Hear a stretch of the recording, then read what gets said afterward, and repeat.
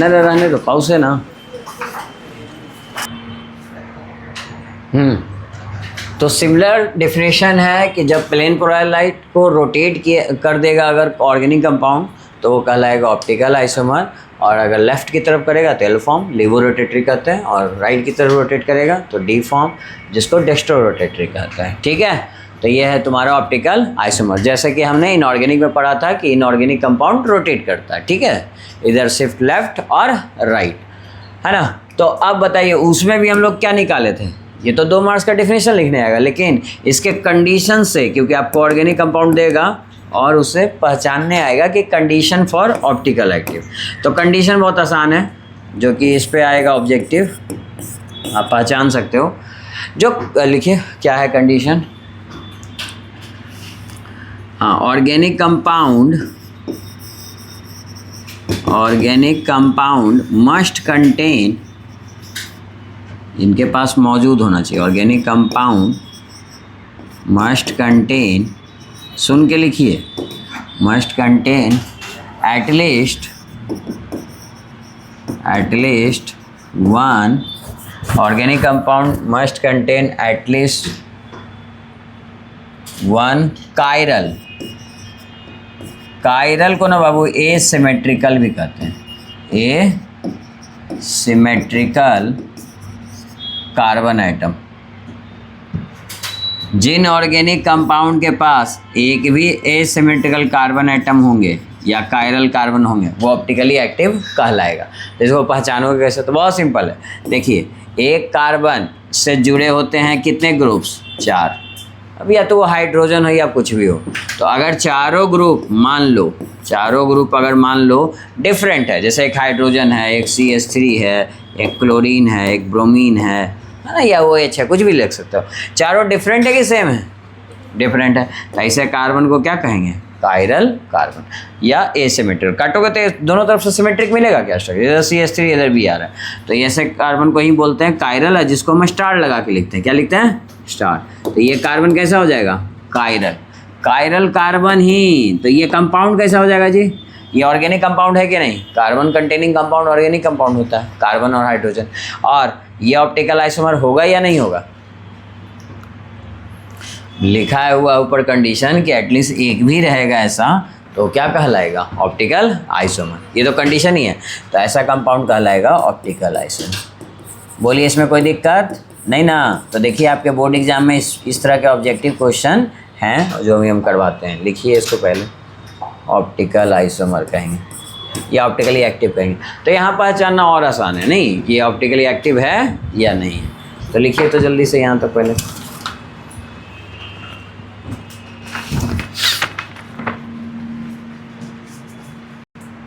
है ना, देखिए कायरल और एक कायरल आपका 10 नंबर में जो क्वेश्चन है, तो कायरल उसको इसको कहेंगे, सुन लीजिए, बोलेंगे व्हेन ऑल द 4 ग्रुप्स, अब जैसे भी लिखना चाहो, when all the 4 groups are attached to the carbon atom are different it's called chiral carbon atom, and if all the 4 groups are not different, है ना, सारे ग्रुप्स क्या हैं, डिफरेंट नहीं हैं, किससे अटैच है, attach to carbon atom, it's called a chiral. जो भाई डिफरेंट नहीं होगा ये कायरल होगा। अब उसमें सिमिलर 3 हो सकते हैं, 2 हो सकते हैं, वो अलग बात है। आ रहा बात समझ में, किसी को दिक्कत इसमें, तो ये आप लिखिएगा, ट्राई कीजिएगा, है ना। और हम अभी सवाल जो दिए आपको, ये क्वेश्चन पूछा हुआ भी है कि बताइए 1 क्लोरोब्यूटेन है तुम्हारे पास, 1 क्लोरोब्यूटेन एंड 2 क्लोरोब्यूटेन है, एंड 2 क्लोरोब्यूटेन, बताइए इन दोनों में ऑप्टिकली एक्टिव कंपाउंड कौन है, ये आपको सवाल दिए गए। चलिए बताइए जी जल्दी से। इस तरह के ऑब्जेक्टिव क्वेश्चन आपका CBSE बोर्ड में आएंगे, जो हम करवा भी देते हैं, जो पूछा है पहले तो ये बनाओ कम से कम। और इसी तरह का क्वेश्चन आपके बोर्ड एग्जाम में भी 2024 में पूछा है, बहुत सिंपल सा। देखिए यहाँ पे 4 कार्बन है ना, तो 4 कार्बन ऐसे ड्रॉ कर देते हैं, हो गया। 1 नंबर पे कौन जुड़ा हुआ है, क्लोरीन। अब एक बात बताओ, ऐसे तुम चाहो तो CH के फॉर्म में भी लिख सकते हो। यहाँ पे कितना हाइड्रोजन होगा, 2, CH2, यहीं पे बात खत्म हो गया। क्या ये कार्बन कायरल होगा जी, क्योंकि इस पर कितने हाइड्रोजन है बताओ ना। इससे जुड़ा हुआ इधर तो ठीक है CH2 है, इधर जो जुड़ा हुआ है क्लोरीन है, लेकिन 2 तो हाइड्रोजन भी तो हो गया, ठीक, कायरल की ये कायरल, ये कायरल। अच्छा आइए इसमें बात करते हैं, इसमें कायरल कौन होगा फिर, चलो हम ड्रॉ करते हैं इस तरह वाला ताकि आपको दिखे। एक हाइड्रोजन यहाँ, हर जगह मत चेक करना, जहाँ डिफरेंट होने का चांस हो वहाँ चेक करो, ठीक है। तो भाई जहाँ क्लोरीन जुड़ रहा है वहाँ डिफरेंट होने का चांस है, डिफरेंट सब देखो तो, इस कार्बन को चेक करो तो मिल गया कायरल। तो ये कैसा कंपाउंड हो जाएगा, कायरल भी होगा या फिर उसको बोल सकते हैं ऑप्टिकल आइसोमर, क्योंकि ये कैसा कार्बन कंटेन कर रहा है, कायरल कार्बन, कायरल कार्बन, जिसको ये सिमेट्रिकल भी बोल सकते हो। बोलो कोई दिक्कत, तो ऐसा ही क्वेश्चन कुछ भी दे देगा जी रैंडम कि भाई ऐसा है कंपाउंड,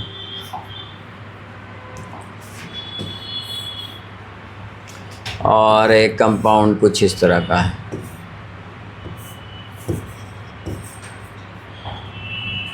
बताइए इन दोनों में कौन कायरल है, कार्बन कौन कायरल कार्बन कंटेन किया है, कौन ऑप्टिकल आइसोमर है इन दोनों क्वेश्चन में।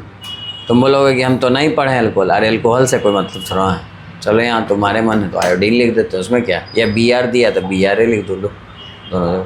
बोलिए फर्स्ट या सेकेंड, फर्स्ट, क्योंकि ये कार्बन को अगर आप जाके देखिएगा तो यहाँ पे क्या होगा CH2, यहाँ पे क्या होगा CH3, और यहाँ पे क्या होगा हाइड्रोजन। क्या इससे जुड़े हुए जो चारों लोग हैं सेम है या डिफरेंट, डिफरेंट, तो ये कायरल हो गया। और अगर कायरल कार्बन है तो ऑप्टिकल आइसोमर। लेकिन ये बाजू वाला देखो तो क्या सेम लग रहा है इसमें फिर, अरे इसमें सब सेम है, देखो ना CH3, ये भी CH3, ये भी CH3, तो कायरल या ये कायरल, ये कायरल, इसको ये कायरल कहेंगे। और 4 groups attach to the carbon atom are not different, है ना, तो उसको एक कायरल कहेंगे। पहचान लीजिएगा। बोलिए बात समझ में आया। इसमें एक छोटा सा डेफिनेशन ऑप्टिकल आइसोमर और पूछता है, रेशमिक मिक्सचर किसको कहते हैं, तो हेडिंग दीजिए रेशमिक मिक्सचर क्या होता है, ये लिख लो आप, क्वेश्चन इस तरह का आएगा। 2 नंबर का एक सवाल इसमें छोटा सा आ सकता है, रेशमिक मिक्सचर, रेशमिक मिक्सचर, तो लिखिए equimolar solution of, equimolar solution of D form and L form, D form and L form, D form or L form is optically inactive, optically inactive, optically active नहीं होंगे, optically inactive due to internal composition, due to internal composition।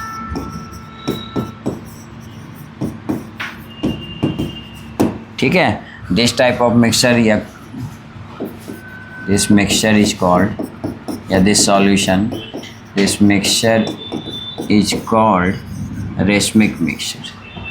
ठीक है, तो मतलब क्या हुआ देखिए समझिए, हम बोले कि जब इक्वल फॉर्म हो D और L का, दोनों जैसे इसका एग्जांपल होता है लैक्टिक एसिड, ठीक है, इसमें कुछ है इस तरह से रहता है कि D फॉर्म और L फॉर्म दोनों 50-50% है। इक्विमोलर मतलब क्या, 50-50। तब बताओ कोई प्लेन पोलराइज लाइट जा रहा है, अगर 50% मतलब सॉल्यूशन से गया लैक्टिक एसिड से, किससे गया जी, ये बनाने की जरूरत नहीं है, लैक्टिक एसिड से गया, तो बताओ पहले मान लो अगर D फॉर्म मिला तो ये इसको रोटेट करेगा, तो कहाँ तक रोटेट करेगा, इससे राइट की तरफ, ठीक है। अच्छा फिर मिला हमको, पहले तो D फॉर्म मिला, फिर L फॉर्म मिला, तो L फॉर्म क्या करेगा, ये रोटेट लेफ्ट, अब इसको रोटेट किधर कर देगा, राइट, तो राइट करेगा तो फिर वापस वही ना आ गया जी, उतना ही ना रोटेट हुआ, क्योंकि दोनों का मात्रा क्या है सेम, तो बाहर निकलेगा तो कंपाउंड कैसा दिखेगा, जैसा था वैसा ही था, ठीक है, क्योंकि दोनों 50% है, 50% ये 50% ये, तो बाहर वैसा ही दिखा, इसीलिए हम कंपाउंड क्या कहेंगे, ये रोटेट हुआ क्या फाइनली, तो वही बोले इंटरनल कंपनसेशन के कारण ये रोटेट नहीं हो पाया, जितना रोटेट होना था 50% वो रोटेट किया, 50% ये किया, वापस वहीं आ गया। आया बात समझ में, तो इसी को क्या बोलेंगे, ये कंपाउंड क्या हो गया, ऑप्टिकली एक्टिव या इनएक्टिव, तो ऑप्टिकली इनएक्टिव।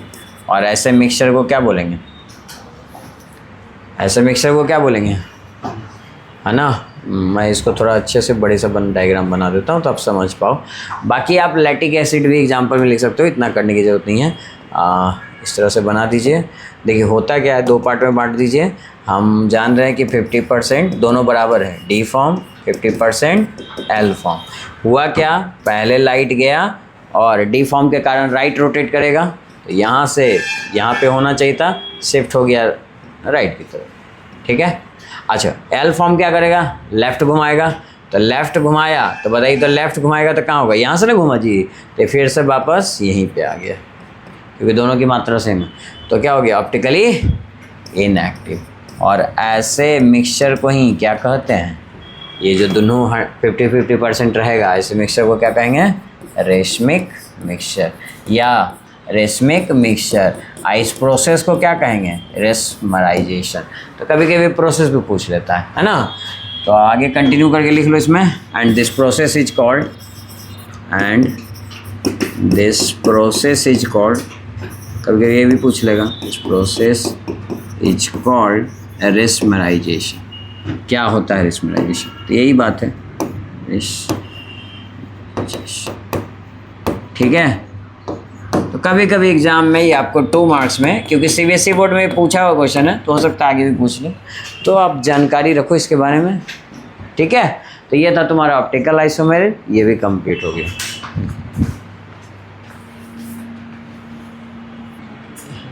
इस सेंस में कि अभी 2 महीना रेगुलर क्लास कीजिए, अभी एब्सेंट नहीं कीजिए, क्योंकि बाद में यही सोचोगे कि ये चीज़ पढ़ लिए होते तो अच्छा हो रहता, कि भाई थोड़े मार्क्स से क्वेश्चन जब छूट जाता है तो बड़ा अफसोस लगता है। 12 दोबारा थोड़ी देना पड़ेगा, हाँ, वो चाहते हो जी देना नहीं, तो सीधी सी बात है। तो ये साल में एक ही बार आए, कुछ चीज़ जीवन में एक ही बार आए तो अच्छा लगता है, दूसरे बार में वो अच्छा नहीं लगता है, तो वो सब ट्राई नहीं करना है। तो इसी तरह से जब ये जान रहे हो कि ये 2 एग्ज़ाम का बात नहीं कर रहे हैं, कंपार्टमेंट का नहीं, अभी क्लास का बात कर रहे हैं, चलो बहुत दूर तक सोच लिया। हम बोले कि ये जो 2 महीना का फेज है, जो क्लास का आपका फेज है, ये क्या दोबारा आएगा, नहीं। और उसमें भी तुम लोग 1 सप्ताह भी देखो ना, गाना बजाना करेगा, पता ही है तुम लोगों को, हम जानते हैं, पिछला बार तो लड़ाई किया था उसके लिए, है ना, जंग लड़ा था, इस बार भी करेगा। 12th में जो आए हैं बच्चा जानेगा, तो क्या हम जीते थे, अरे जंग नहीं करना है, हम बता रहे हैं कि तुम ही लोग ने किया था स्टेज के लिए, तो तुम अभी 1 सप्ताह कुछ ही समझ रहे हो। टीचर्स डे में मनाओगे ना फ्रेशर पार्टी अपना, जो भी है, खैर वो अलग पार्ट है।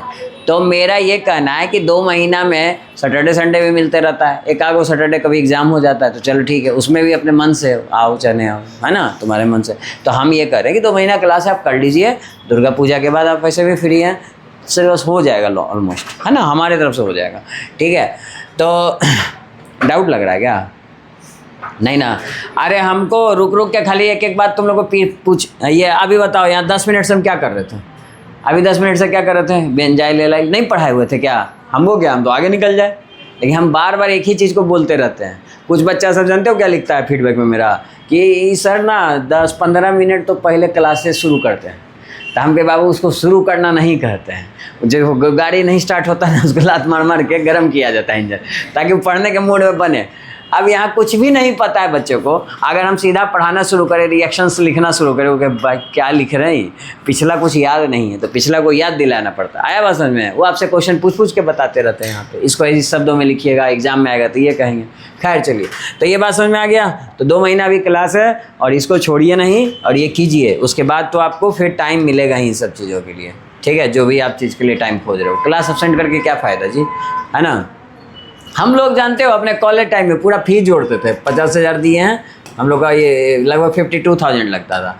आप मान लीजिए क्लास चला 100 क्लास है, ठीक है, या तो हम लोग सोचते थे रे एक दिन में 500 रुपया जा रहा है रे, इसे कैसे क्लास छोड़ देंगे। ये सब कर करके हम लोग मतलब कंपटीशन लगा लगा के क्लास जाते थे, ऐसे कैसे छोड़ देंगे 500 रुपया, ऐसा कोई मांगेगा, कोई अच्छा मांगेगा, दोगे किसी को, दोगे नहीं ना। एक सेमेस्टर, एक ही 6 ही महीने का होता है सेमेस्टर, उसमें भी 1 महीना तो एग्जाम में निकल जाएगा, ठीक है। तो 100 क्लास मुश्किल से चल पाता था, हम लोग यही सोचे थे 500 रुपये। 500 रुपये आप किसी को दीजिएगा फ्री में, 5 रुपये नहीं देता है भिखारी को, अब 500 दीजिएगा। तो आप सोचिए आप फ्री में बर्बाद कर रहे हो कि नहीं? आप लोग भी अपना फ़ी के हिसाब से जोड़ लो कितना क्लास का पड़ता है, हर क्लास का कितना कॉस्ट पड़ता है। तो ठीक है, तो इस तरह से सोचिए तो मजबूर हो जाएगा आपका दिमाग के साथ साथ शरीर भी। नहीं, शरीर साथ नहीं देगा तो दिमाग साथ देगा कि अरे पैसा बर्बाद हो रहा है, चलो है ना, उठो, है ना, इतना सोचना नहीं है। तो देखिए तब आप जाइएगा। हम लोग क्लास जाते थे, रेगुलर जाते थे, हम लोग कॉलेज टाइम तक रेगुलर जाते थे। इंटर का बात छोड़ो ना, हम तो खुद यहाँ क्लास किए हैं तुम लोग का। हाँ, यहाँ पर क्या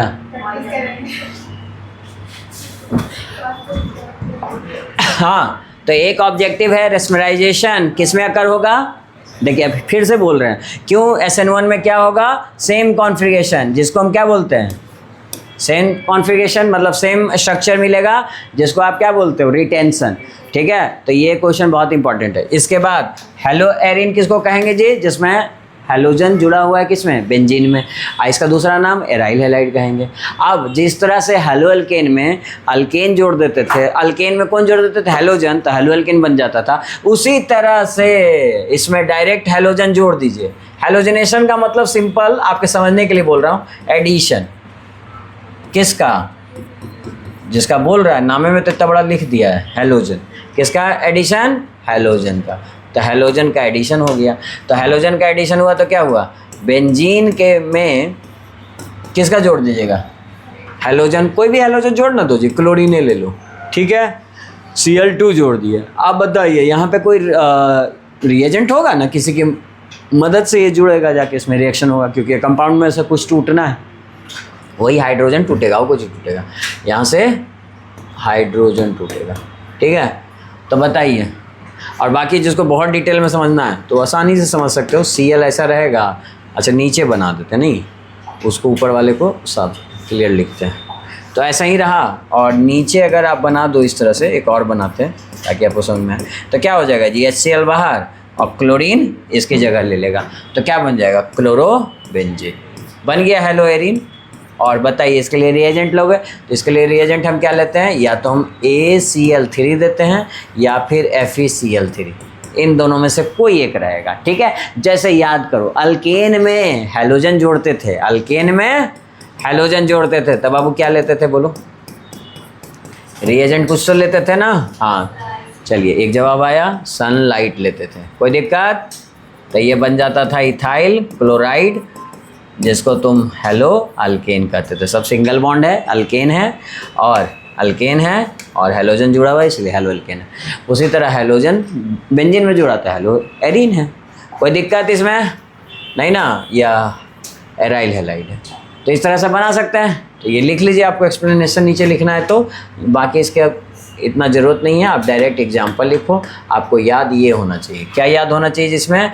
इसमें हम लेते क्या है? कौन रिएजेंट क्या लेते हैं? तो AlCl3 या FeCl3। बोलो कोई दिक्कत? बन जाएगा क्वेश्चन? ठीक है, तो बना लो। ये सब क्वेश्चन कन्वर्जेंस में तुमको ज़रूरत पड़ेगा तो हम बता देंगे। जैसे मान लो ये बेंजीन है और इसमें ब्रोमीन जोड़ रहे हैं, तो फिर क्या लेंगे बताइए? तो हम ले सकते हैं FeBr3। ठीक है, तो क्या बन जाएगा प्रोडक्ट बताओ? आपको पता ही है, नाम बोलो उसका, डायरेक्ट बोलो। बेंजीन में कौन जुड़ जाएगा? ब्रोमीन। तो क्या नाम होगा इसका?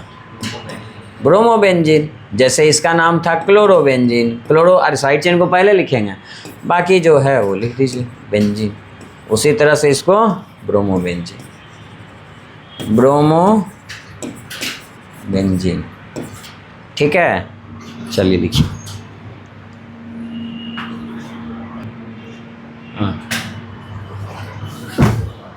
अब फिर उसके पास ऑप्शन भी है जी, बिहार बोर्ड वाले के पास 70 को क्वेश्चन है, मात्र बनाना कितना है? 35 को। तो उसके पास चॉइस है, इसलिए हम उसको ज़्यादा नहीं बोलते हैं। ठीक है, लेकिन CBSE वाले बोर्ड को इसलिए बोलते हैं क्योंकि आपको अगर अच्छे मार्क्स लाना है तो आप अच्छे ला सकते हो। आप 70 में 70 भी ला सकते हो अगर ईमानदारी से क्वेश्चन बैंक बनाए हो तो। आपको एक क्वेश्चन बाहर से नहीं मिलेगा, आप फुल मार्क्स लेके आ सकते हो ना। तो ये बस कीजिए। चलिए ठीक है, यहाँ तक बात समझ में आ गया? कोई दिक्कत? ब्रोमोबेंजीन बनेगा। अब बताइए, डायरेक्ट हैलोजन में जोड़ा और दूसरा एक और तरीका होता है जोड़ने का, जिसको बोलते हैं सब्स्टिट्यूटेड बेंजीन। क्या बोलते हैं? Substituted benzene. तो लिखिए तो जरा, सब्स्टिट्यूटेड बेंजीन में भी हम क्या जोड़ दें? दूसरा मेथड लिखिए, हैलोजिनेशन ऑफ किसमें? Halogenation of substituted benzene. जब अगर हम सब्स्टिट्यूटेड बेंजीन में जोड़ेंगे तो पहले तो बताओ जी सब्स्टिट्यूटेड बेंजीन क्या होता है, ये हम बताए हैं, बोलो तो। सब्स्टिट्यूटेड हम बोले भी थे कि हम पूछेंगे आगे कि सब्स्टिट्यूटेड बेंजीन का क्या मतलब है। हाँ जी बोलिए, तो कम से कम इतना बोलिए ना, जिस बेंजीन में, है ना, जितना आता है उतना तो बोलो। हाँ आगे बोलो।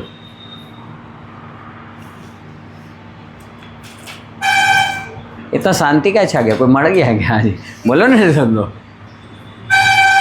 हाँ बोलिए भाई, ये बेंजीन में हाइड्रोजन होता है, ठीक। तो हम नहीं बोले थे सब्स्टिट्यूशन का मतलब क्या होता है? क्रिकेट देखते हो, ये जो बाहर प्लेयर बैठा रहता है, इधर से किसी को इंजरी हो गया, या तो बैटिंग करने वाला या फील्डिंग करने वाले में से, तो इसको उठा के यहाँ भेज देते हैं, नहीं भेज देते हैं, आई चला जाता है उसके जगह फील्डिंग करने, इसी को ना बोलते हैं सब्स्टिट्यूशन। तो यहाँ भी यही होगा, ये हाइड्रोजन को हटा के उसके जगह किसी और को कर दो, तो बोलेंगे सब्स्टिट्यूटेड बेंजीन हो गया। क्या हो गया जी? Substituted benzene. ज़्यादा साइंस मत लो, है ना, आराम से सिंपल सा लैंग्वेज में याद रखो ताकि याद रहे। तो सब्स्टिट्यूटेड मतलब यहाँ हम जैसे CH3 जोड़ दिए, जैसे हम क्लोरीन जोड़ दिए, जैसे हम ब्रोमीन जोड़ दिए, हाइड्रोजन को हटा दिए, तो क्या कहलाएगा वो? Substituted benzene. बोलो इसमें कोई दिक्कत? समझ में आया? अच्छा चलिए, सब्स्टिट्यूटेड बेंजीन हो गया। उसके बाद अगला सवाल ये है कि बेंजीन का वो नाम भी है जी, आप लोगों को पता क्या है? जब बेंजीन में CH3 जुड़ जाए तो उसको क्या कहते हैं? खैर तो 11th में पढ़े होंगे आप लोग, है ना, बोलो जिसको याद है। टॉलिन कहते हैं, बिल्कुल सही जवाब है, टॉलिन कहते हैं। तो देखिए होता क्या है, तो आप अभी के लिए फ़िलहाल के लिए इसमें डायरेक्ट याद रखो कि इसमें ये प्रोडक्ट जो देता है, रिएजेंट सेम रहेगा, लेकिन ये देगा ऑर्थो पैरा प्रोडक्ट। क्यों देगा? आगे पढ़ोगे रेजोनेंस में, तो रेजोनेंस पढ़े हो ना, ठीक। तो देखिए ये हमेशा आपको कैसा प्रोडक्ट देगा? Ortho para. मान लीजिए आपने यहाँ क्लोरीन दिया और हम बोले FeCl3 के साथ रिएक्शन किया, किसके साथ? FeCl3, तो बताइए तो प्रोडक्ट क्या बनेगा? तो आप बोलिएगा कि देखिए जी बेंजीन में तो कोई चेंज नहीं आया, इस CH3 में कोई चेंज नहीं आया, ऑर्थो पोजीशन यहाँ होता है, तो वहाँ कौन जोड़ दिए? क्लोरीन। एक जगह और कहाँ जोड़िएगा? Para position. और जब भी ऑर्गेनिक कंपाउंड में एक से ज़्यादा प्रोडक्ट बने तो क्या करते हैं? डिसाइड करना होता है कि कौन होगा मेजर प्रोडक्ट। तो बताइए तो मेजर कौन? ऑर्थो और पैरा में मेजर कौन होता है जी? हमेशा ये ऑर्थो प्रोडक्ट है, ऑर्थो, और ये पैरा। तो मेजर हमेशा कौन होता है?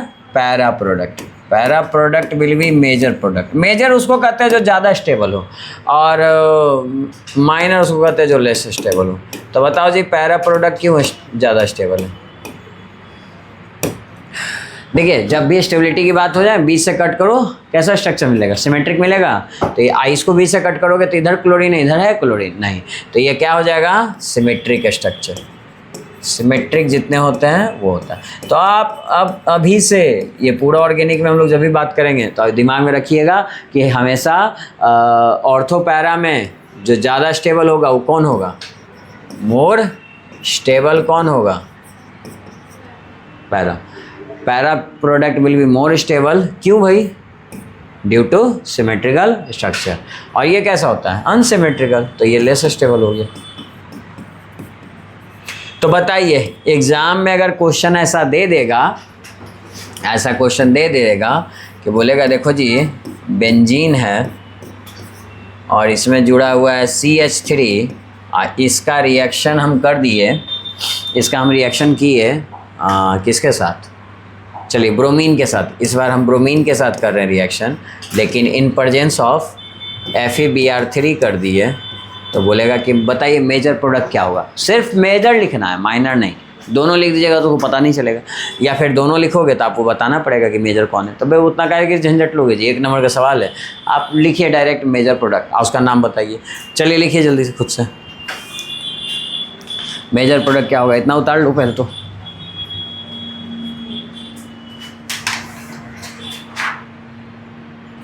भूल गए? ऐसा नहीं कि ऐसा क्वेश्चन हम नहीं कराए हैं, करवाए हैं। देखिए सनलाइट क्या बोलता है? सनलाइट क्या बोलता है? कहाँ जोड़ना है जी हैलोजन को? हेलो अल्केन में अभी भी हम बोल रहे थे नहीं कि अरे सनलाइट रहेगा तो कहाँ जोड़ना है, अल्केन में, यानी हेलो अल्केन बनेगा। तो अल्केन वाला कार्बन कहाँ दिख रहा है, यही दोनों के बीच में ना बनेगा जी, यानी जुड़ेगा किस में, जुड़ेगा किस में, इसमें CH2 में, CH2Br में जुड़ेगा कि नहीं जुड़ेगा, बताओ। बस इतनी सी ना बात थी जी। तो हम बार बार कह रहे हैं कि इन रिएजेंट्स को देखिए, हम क्यों इतना रिएजेंट्स पर फोकस कर रहे हैं, कल का है इतना सुना दिए कि 7 वो रिएक्शन है, 7 का रिएजेंट याद रखिए, क्योंकि अब क्वेश्चन आपको कंबाइन वे में मिलेगा। और कंपटीशन यही होता है। कंपटीशन टफ क्यों लगता है, क्योंकि आज जो चैप्टर पढ़ा है उससे क्वेश्चन नहीं रहेगा, वो पूरा सिलेबस जब आप पढ़ लीजिएगा 11 के साथ साथ 12th भी, तब जाके वो एक साथ आपसे पूछ देगा। अब आपको समझ में नहीं आएगा ये रिएक्शन कौन सा चैप्टर का। अभी तो हम लोग फिर भी चैप्टर वाइज लेते हैं, तो आपको पता है कि अरे इससे ज़्यादा ही देंगे नहीं, ऐसे ज़्यादा देंगे दे ही नहीं सकते हैं, है ना, एग्जाम है। तो जैसे अब हम याद तुमको दिलाएं, तब बताओ तो ज़रा, क्या ऐसा क्वेश्चन हम आपको क्लास में नहीं कराए थे, ये वाला ज़रा आप लोग सोच के बताइएगा। करवाए थे, ब्रोमीन था, आज जो किसके प्रेजेंस में था, सनलाइट या लाइट था, या यूवी लाइट दिया था वो लोग, हाँ हमको याद है यूवी लाइट दिया था। तब बोलिए कहाँ जोड़ेंगे जी, कहाँ जोड़ेंगे, इसमें नहीं जोड़े थे, कह रहे भाई अल्केन में जोड़ो, अल्केन में कहाँ जोड़ेंगे बोलो तो जल्दी से। तो ये बेंजीन अल्केन में जोड़ेंगे, एकरा में कोई फर्क पड़ेगा जी, तो उसे लिख दीजिए, तो लिख दिए, कोई दिक्कत नहीं है। तो बताइए तो 1 नंबर की 2 नंबर कहाँ जोड़ेंगे, अभी भी सोचना पड़ जाएगा, बोलिए जी। 2 नंबर, रीजन, हाँ सेकेंडरी है, तो ये क्लास में कराया हुआ क्वेश्चन है कि नहीं। तब ये क्वेश्चन तुम्हारा CBSE बोर्ड में पूछा हुआ है 2025 में, ठीक है। तो ऐसे ऐसे क्वेश्चन आते हैं, CBSE बोर्ड पूछ रहता है कंपटीशन लाइक। अब बाकी ये नीट का भी क्वेश्चन पूछा हुआ है, ठीक है। तो यही सब क्वेश्चन रिपीट करता है, तो ये जुड़ गया। बोलो कोई दिक्कत, 2 मिनट में रिकैप करते हैं क्या क्या पढ़े। ऑप्टिकल आइसोमेरी, सिंपल सी बात, जो किसको रोटेट कर दे, प्लेन पोलर लाइट को, उसको ऑप्टिकल आइसोमेरी कहेंगे। और वैसा कंपाउंड को क्या कहेंगे, ऑर्गेनिक कंपाउंड रहेगा तो ऑप्टिकल आइसोमर कहेंगे, और इनऑर्गेनिक रहेगा तो भी उसको क्या कहेंगे, ऑप्टिकल आइसोमर। वहाँ कंडीशन था प्लेन पोलराइज और उसका मिरर इमेज, लेकिन यहाँ मिरर इमेज वो सब नहीं बनाना है। यहाँ क्या बनाना है, देखना है कि कार्बन से जो चारों ग्रुप जुड़ा हुआ है वो क्या है, डिफरेंट है, तो उसको क्या बोलते हैं, कायरल या ए कायरल। तो कायरल कहेंगे या सिमेट्रिकल। तो अगर ये है तो वो क्या होगा, ऑप्टिकल आइसोमर। अगर नहीं है तो कायरल या आइसोमर। खत्म हो टॉपिक। आयोगोरेस्मिक मिक्सचर बोले तो रेस्मेराइजेशन में बताइए तो कौन सा मैकेनिज्म, SN1 या SN2, SN1, क्योंकि कोई चेंज नहीं होता है। बाकी उसका डेफिनेशन यही है 50%, यानी इक्विमोलर बोलना, तो सिंपल सी बात, दोनों D फॉर्म L फॉर्म बराबर रहेगा तो वही मिल जाएगा। चलिए ठीक है। उसके बाद क्या पढ़े, प्रिपरेशन किसका, हेलो अरेन का। या तो बेंजीन में डायरेक्ट जोड़ दो या फिर सब्स्टिट्यूटेड बेंजीन में जोड़ो। अच्छी बात है कि नया कोई रिएजेंट दोनों में नहीं मिला। अब हम कल पूछेंगे, बताओ जी बेंजीन में जोड़ेंगे तो रिएजेंट क्या, तो ACl3 या FeCl3। हम बोले कि अगर सब्स्टिट्यूटेड बेंजीन में जोड़ेंगे तो यही रिएजेंट। अब बताइए आज के क्लास में कुछ पढ़े हैं, हर क्लास में ईमानदारी से जाके अगर देखो ना तो 2 से 3 लाइन आपके काम का होता है, जो हम भी पूछते हैं और जो आपका एग्जाम भी पूछता है। वही 2 लाइन से हम 20 तरह के क्वेश्चन बना सकते हैं, जो आपका एग्जाम भी बनवाता है। तो वही क्वेश्चन को आपको प्रैक्टिस करना है। क्वेश्चन का लिमिटेशन नहीं है, लेकिन हाँ थ्योरी कॉन्सेप्ट का लिमिटेशन है, जो हर क्लास में आपको बताया जाता है, ठीक है। तो आप इनको रिवाइज करके आओ, अब बाकी आगे कंटिन्यू करते हैं, ठीक है। चलो फिर इतना रिवाइज कर लेना।